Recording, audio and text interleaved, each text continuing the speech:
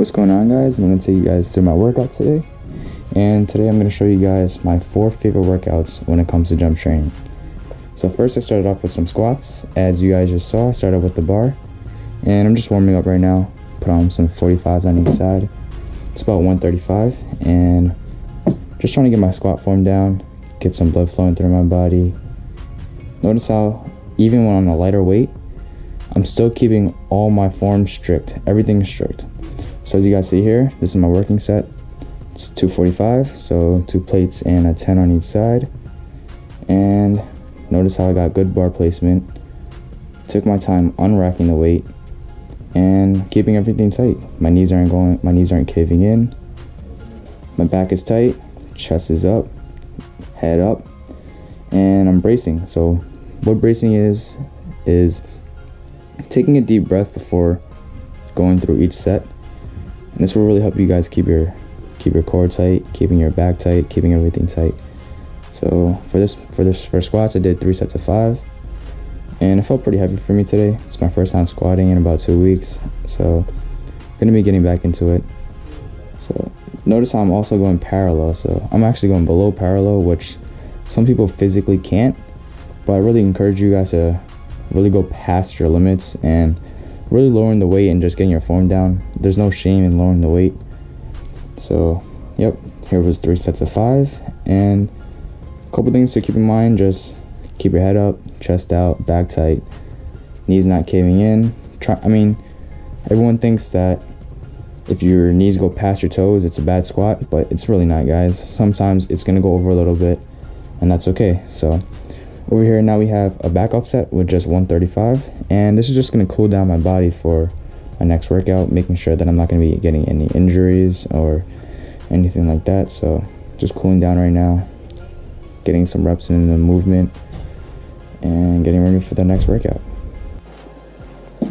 So for this next workout, we have power cleans.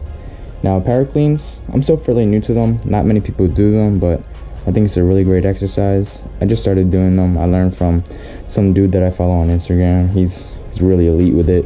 He's pretty damn strong.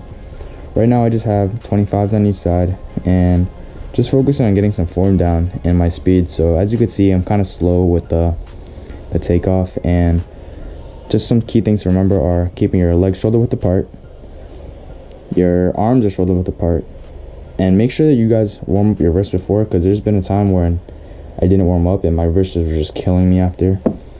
So what this workout does is it really builds up your posterior chain, which is really important in terms of jumping. If you think about it, your core is not just your front. I used to think that my core is just my abs, but your core is your back too, and having a strong core will really maximize your jumping ability. So over here, same thing as the squats. You can do 3 sets of 5, and I really recommend lowering the weight just like I did over here. It's just 25 pounds, and just try it out, guys. So switching my shoes now, and now we have box jumps. So in terms of jumping, there's really 2 things that you need to keep in mind. There's power and there's speed. The first 2 workouts you guys saw was squats and cleans. Those are pretty much just pure powerlifting movements. Now it's time to get on to box jumps. So box jumps will really help you with speed and agility. So when you're coming off the box, you really want to explode off and land softly. And that's really going to help you when you're jumping off 1 foot, 2 feet, but especially 2 feet. If you're a 2-foot jumper, box jumps are really essential, because you start off, especially when you're from a seated box jump. So when you're seated down, you want to explode as quickly as possible. And guys, don't be lazy. Put an extra box on the side to step off of. A lot of people just jump off and land on the ground, but it's really not good for your knees. It'll help you in the long run. Another thing to keep in mind: when you're jumping on top of the box, I see so many people just land on and it goes boom, it's a thud. You don't want that. You want to land as softly as possible, which will ensure that you have control over your body. So just make sure you guys are doing that. And if you guys are a beginner, you guys don't really need to hold a weight when you're doing it. Your body weight is fine. And also just be careful.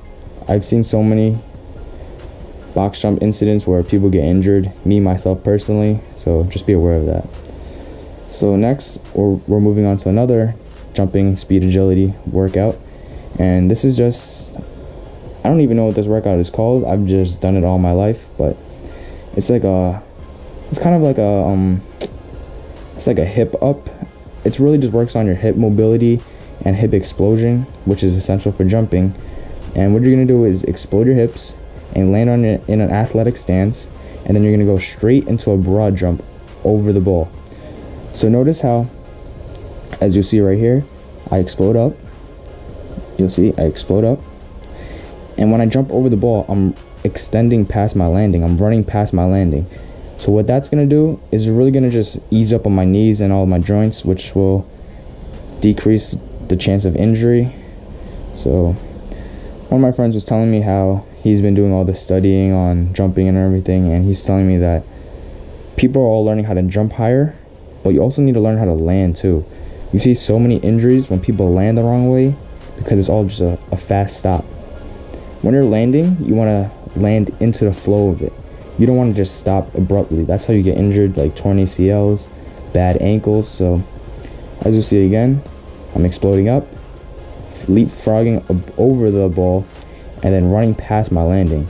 So that's really gonna help out. So this will really help you guys with your core when you're exploding up, and then also your calf muscles after that leap you guys are taking. That's really gonna help build up your calf muscles, and that's really it. So those are my 4 favorite things to do when it comes to jump training. So hope you guys can try them out and let me know how it goes. So catch you guys later.